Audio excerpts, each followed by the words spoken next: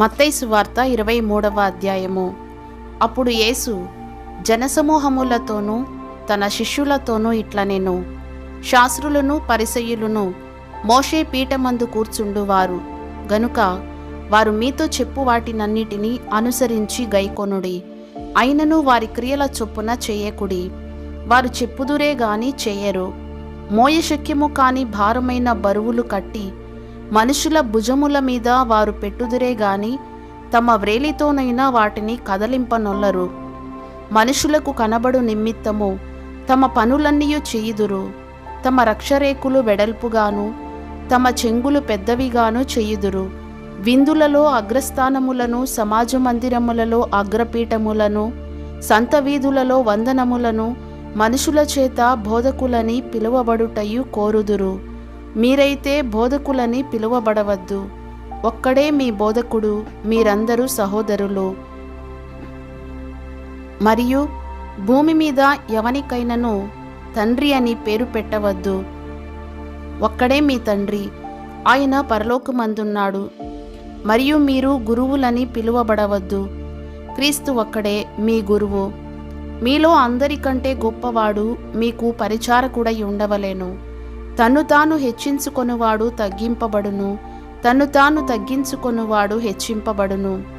అయ్యో వేషధారులైన శాస్త్రులారా, పరిసయ్యులారా, మీరు మనుషుల ఎదుట పరలోక రాజ్యమును మూయుదురు. మీరందులో ప్రవేశింపరు, ప్రవేశించు వారిని ప్రవేశింపనీయరు. అయ్యో వేషధారులైన శాస్త్రులారా, పరిసయ్యులారా, ఒకని మీ మతములో కలుపుకొనుటకు మీరు సముద్రమును భూమిని చుట్టి వచ్చెదరు. అతడు కలిసినప్పుడు అతని మీకంటే రెండంతలు నరకపాత్రునిగా చేయుదురు.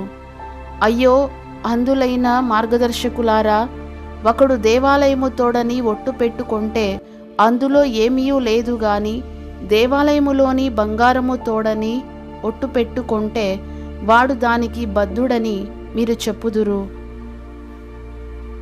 అవివేకులారా, అంధులారా, ఏది గొప్పది? బంగారమా? బంగారమును పరిశుద్ధపరచు దేవాలయమా?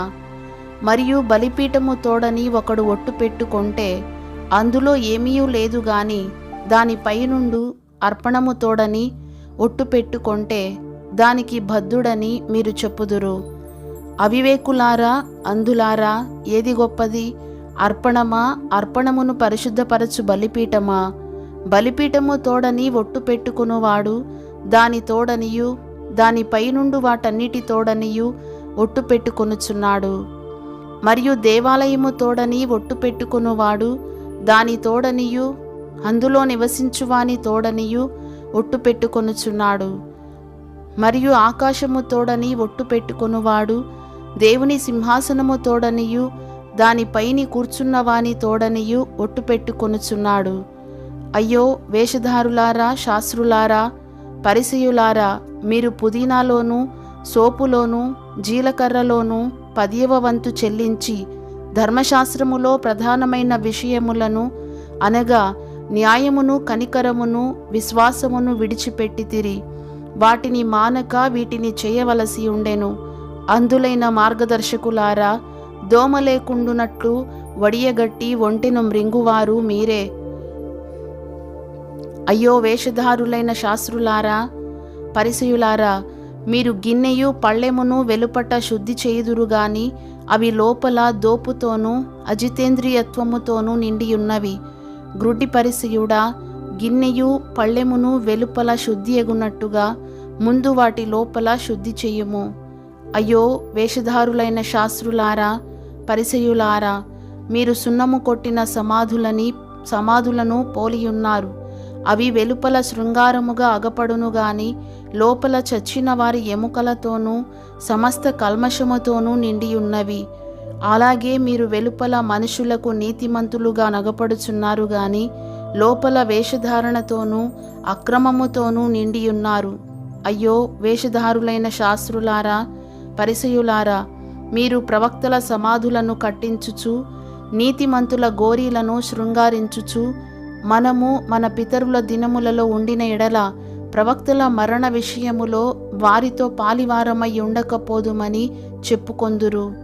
అందువలననే మీరు ప్రవక్తలను చంపిన వారి కుమారులయ్యున్నారని మీ మీద మీరే సాక్ష్యము చెప్పుకొనుచున్నారు.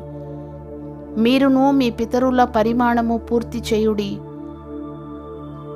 సర్పములారా, సర్ప సంతానమా, నరక శిక్షను మీరేలాగు తప్పించుకొందురు? అందుచేత ఇదిగో నేను మీ యొద్దకు ప్రవక్తలను, జ్ఞానులను, శాస్త్రులను పంపుచున్నాను. మీరు వారిలో కొందరిని చంపి సిలువ వేయుదురు, కొందరిని మీ సమాజ మందిరములలో కొరడాలతో కొట్టి పట్టణము నుండి పట్టణమునకు తరుముదురు.